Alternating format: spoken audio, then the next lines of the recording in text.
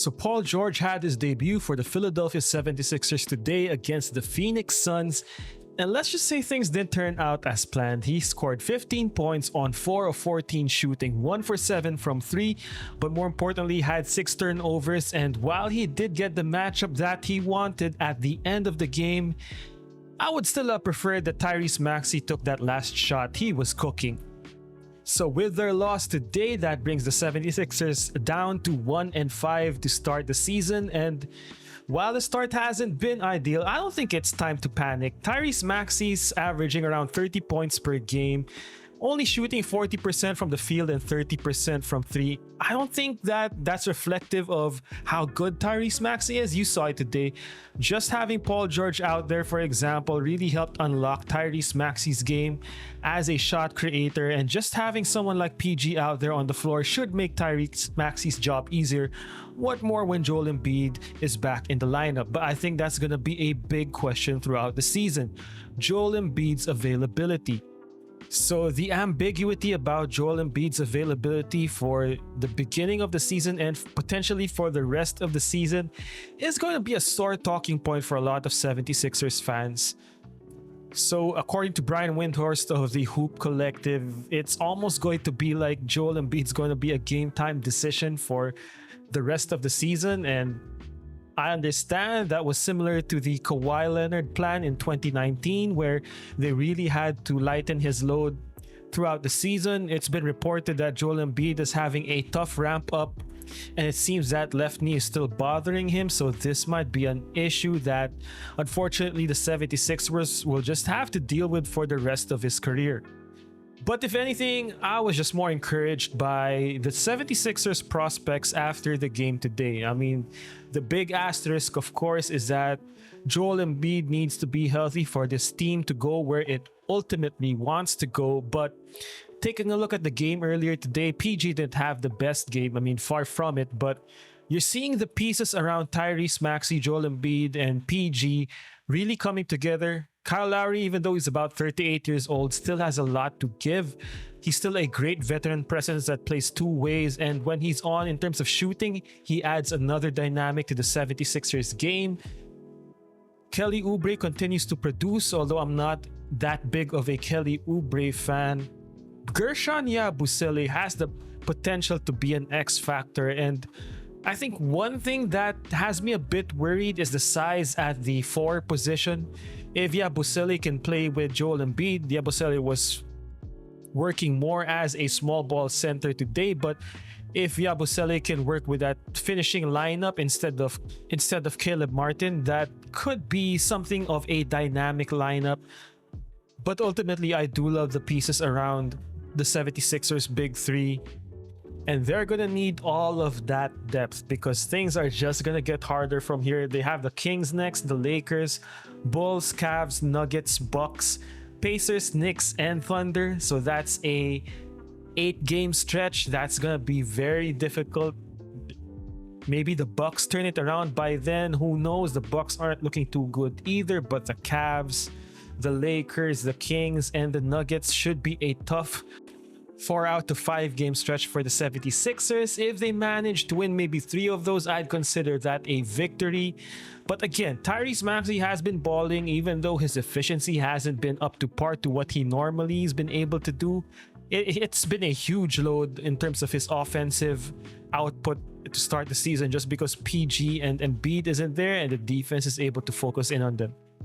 But anyway, those are my thoughts on the 76ers. What you have right here is a Play Now online game, which I played earlier today, and it was interesting that I did get matched up by the Suns.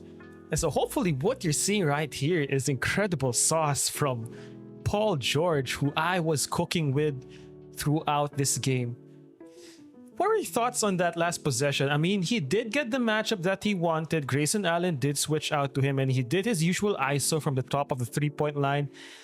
I think that was a lot to ask from someone like Paul George, who hasn't been in a game situation for what should be around 3 weeks now, I think. So he didn't have that great of a game. Again, I would have preferred some action with Maxey at least. I mean, but ultimately he did get matched up with Grayson Allen, and the shot looked good. It was just in and out, one of those bounces. I'm still very high on Paul George, even though he does have a lot of injury, concerns, especially at his age. He's now 34. Hasn't really been too available over his past 5 years. I think last year was his best year in terms of availability. If you're a 76ers fan, you're hoping that he can replicate that this year. And after that, admittedly, would be a rusty game, having been out for so long. Hopefully, he's able to put things together this year. Because, man, I love Tyrese Maxey's game. Tyrese Maxey is one of the most fun guys to watch in the NBA right now. And also someone that you just want to root for just because he seems like a very nice and down-to-earth kid. I'm not sure where I have the 76ers overall. I think their injury concerns might be a little bit too big of a concern for me to actually put any stock to them. I mean, ultimately, we're going to have to see whether they can stay healthy by the end of the playoffs, which, if you watch the 76ers over the past 5 to 6 years, that hasn't been the case. And as you can see, man, just PG right here giving that shrug because I'm putting this guy through hell. I'm not sure he's faced too many people who know PG like the back of my hand that I do. Man, PG is so fun to use in this game. I love his crossover combos, and look at that sweet freaking ankle breaker, man. If you haven't used Paul George in NBA 2K, I think you should. Paul George is one of those guys that have a complete set of animations, or at least near complete, and they work well with how the mechanics work in the game. So with Paul George, you'll be able to learn how to combo, learn the value of angles on offense and how to activate specific animations. And man, there's something about big wings in NBA 2K. You've seen a few clips right here. When I got someone matched up onto me that's way smaller, even someone like D-Book who should be fine at 6'5", I'm able to shoot past through any contest with that 6'8" frame. So I'm considering making a Paul George build for my big wing build. I'm trying to see what combination of attributes, badges, and physicals I really want my big guard to be. But definitely it will be something of a shot creator. Like Paul George, I want a good dribbling shooting guard. Maybe I don't go too big into the post game with my big wings this year, but I love the post game, man. I'm not so sure yet. And this is a prime example of just length trumping everything. I mean, Tyus Jones was just right there, positionally at least, having his hands up. And oh my goodness, look at how we cooked KD right there. This was a game where I absolutely cooked this dude, regardless of what defensive scheme he tried to put on me, on ball, off ball, double team, blitzing, whatever. I read everything. And here's a little extra Joel Embiid sauce for you. Just take a look at this go-to shot into that up and under. So yeah, I mean, those are my thoughts on the 76ers, man. A poor start for them, but I think they have the ability to turn this around. It's not too late. But the next 7 to 8 game stretch is gonna be tough, so hopefully they edge out a few of those wins. I see them beating the Kings, the Bulls. Then from there, I'm not sure about the Lakers at this point, who's also a very confusing team right now. And here it is, in 17 minutes, I dropped 38 points with Paul George throughout this game, and it's not cheesing the game, it's using a lot of that Paul George sauce. So I hope you enjoyed the video. The NBA is back. It's been a great start to the regular season. A lot of stories unfolding. The Bucks are a disaster. The 76ers are an enigma.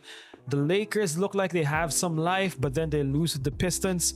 What has you excited about the NBA season so far? Let me know in the comment section below, and I'll see you in the next one. Peace.